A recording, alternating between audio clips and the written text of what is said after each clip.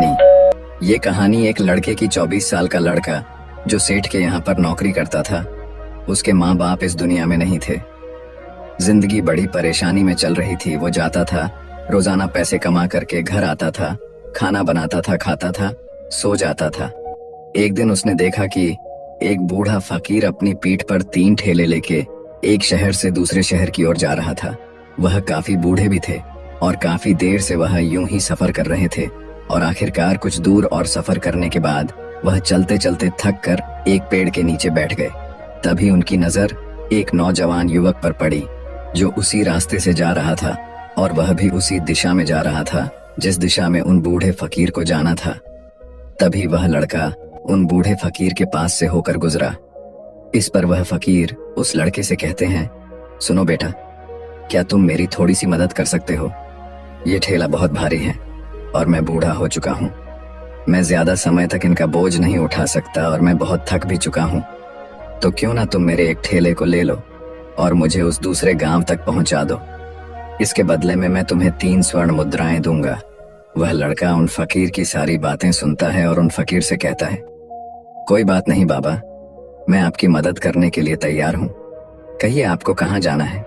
ऐसा कहकर उस लड़के ने उन फकीर का एक ठेला उठा लिया और अपने कंधे पर ले लिया।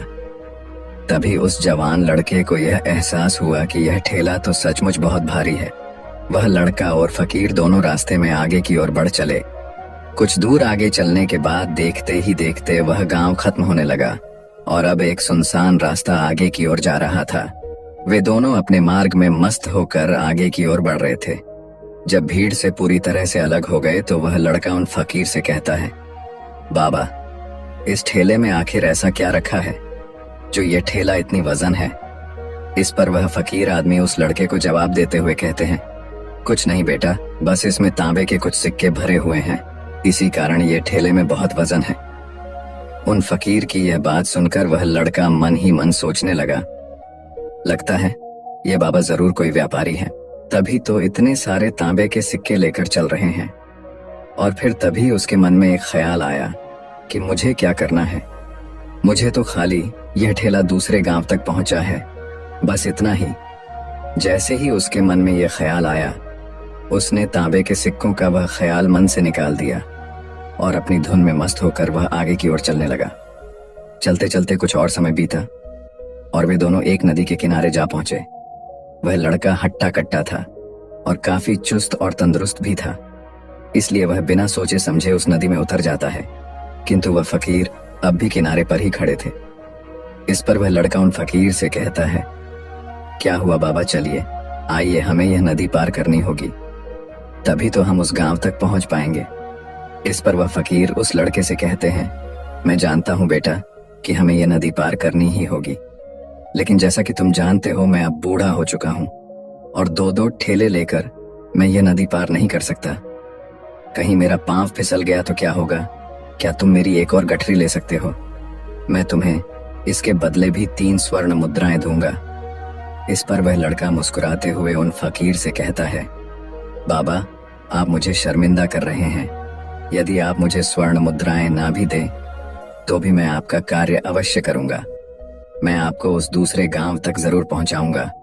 इस पर वो फकीर मुस्कुराते हुए उस लड़के से कहते हैं, बेटा, तुम तो बड़े ही भले इंसान लगते हो। इतना कहकर उन्होंने वह दूसरी गठरी भी उस लड़के को थमा दी। उस लड़के ने जब वह दूसरी गठरी अपने कंधे पर रखी तो वह गठरी भी उसे बहुत ज्यादा भारी लगी, लेकिन उसने वहां पर कुछ नहीं कहा। जैसे तैसे उन दोनों ने नदी पार की। नदी पार करने के बाद बातों बातों में ही उस लड़के ने उन फकीर से कहा, बाबा, आखिर इस दूसरी गठरी में क्या है? ये गठरी भी बहुत वजन है। इस पर वह फकीर उस लड़के को जवाब देते हुए कहते हैं, बेटा, इसमें चांदी के सिक्के हैं, इसी कारण यह गठरी भी बहुत वजन है। उन फकीर की यह सारी बातें सुनकर अब उस लड़के का दिमाग तेजी से काम करने लगा था।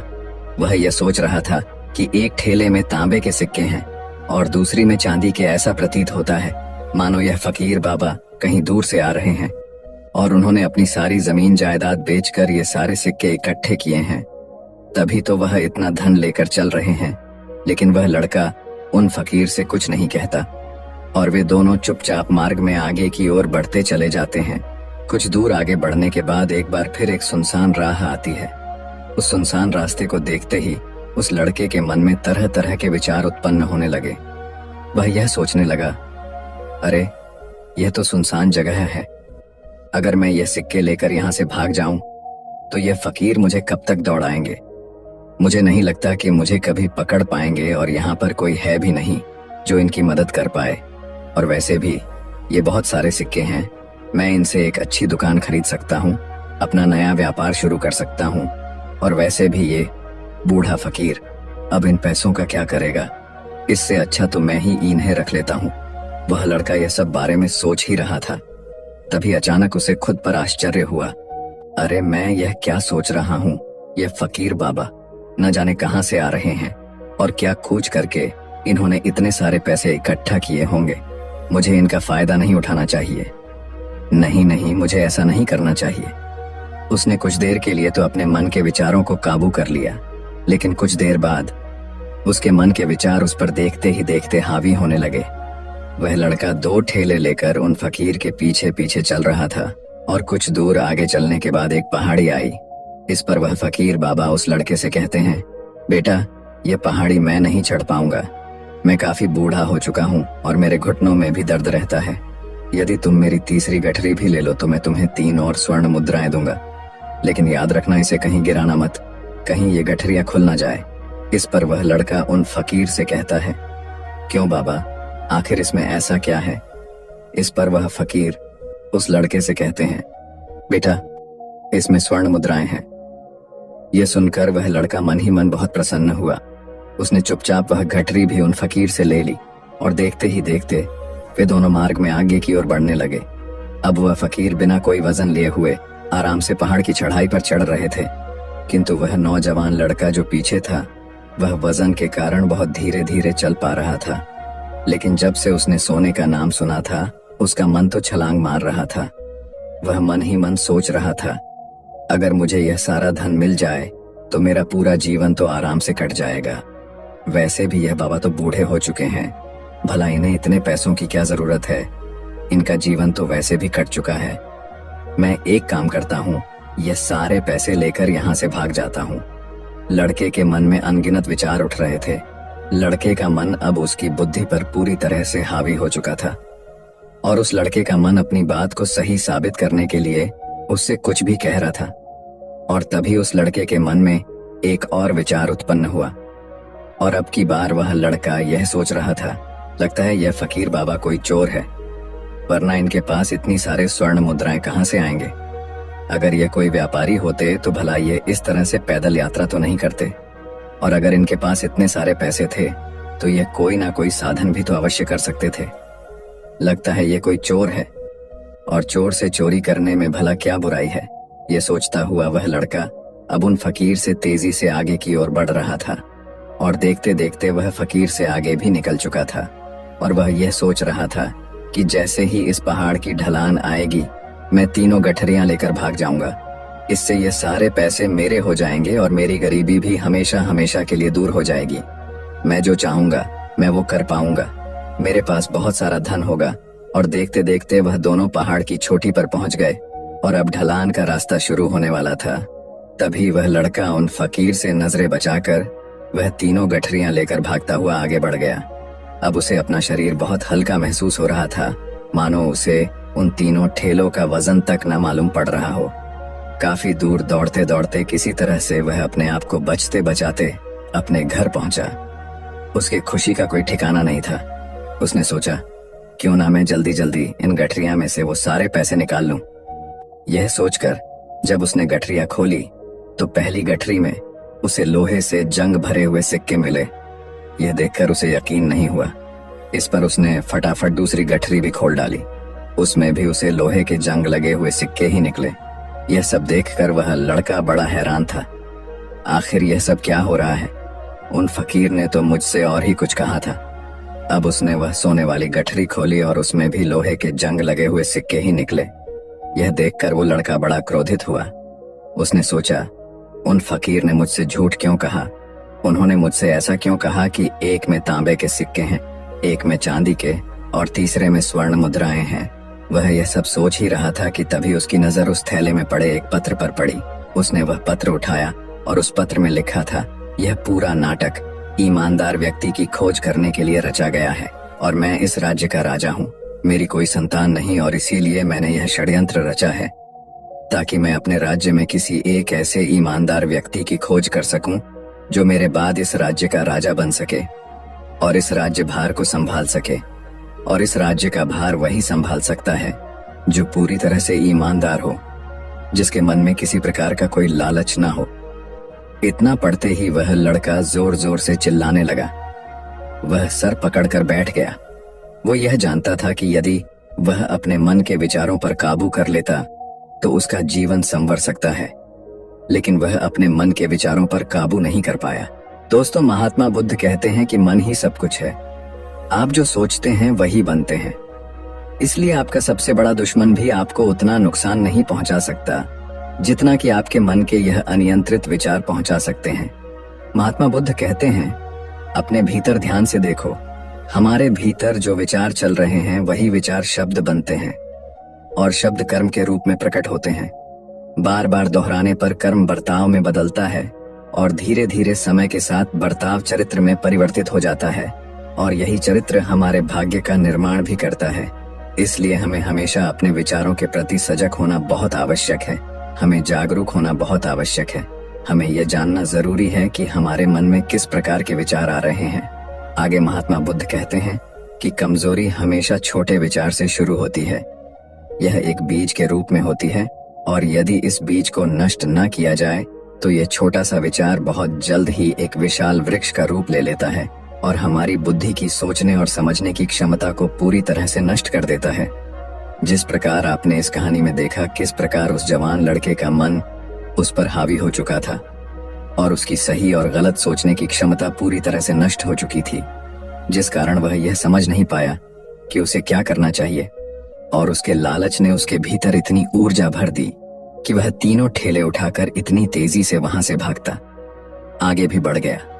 इसीलिए जब आपके मन में पहली बार कोई गलत विचार उत्पन्न हो तभी उसे जड़ से उखाड़ देना चाहिए, अन्यथा वह विशाल वृक्ष का रूप लेगा और आपको किसी न किसी गलत राह पर वह ढकेल ही देगा। आप चाहकर भी उसे रोक नहीं पाएंगे। लेकिन अब आपके मन में यह प्रश्न उठ रहा होगा कि हम भला अपने मन के विचारों को कैसे नियंत्रित करें। हमारा मन तो इतना चंचल है, वह इतना शक्तिशाली है कि वह हम पर हावी हो ही जाता है। हम चाहकर भी उस पर नियंत्रण नहीं कर पाते। इसका जवाब में महात्मा बुद्ध हमें दो बातें समझाते हैं। पहली बात, सही इरादा विकसित करो। कई बार आपने देखा होगा कि आपके मन में कुछ और होता है किंतु आप कहते कुछ और है, क्योंकि आपके मन के भीतर जो कुछ बसा है वही आपके मुख से बाहर भी निकल रहा है। लेकिन जब हमसे वह गलती हो जाती है तो उसके बाद हमारा मस्तिष्क अच्छी तरह से काम करना शुरू कर देता है।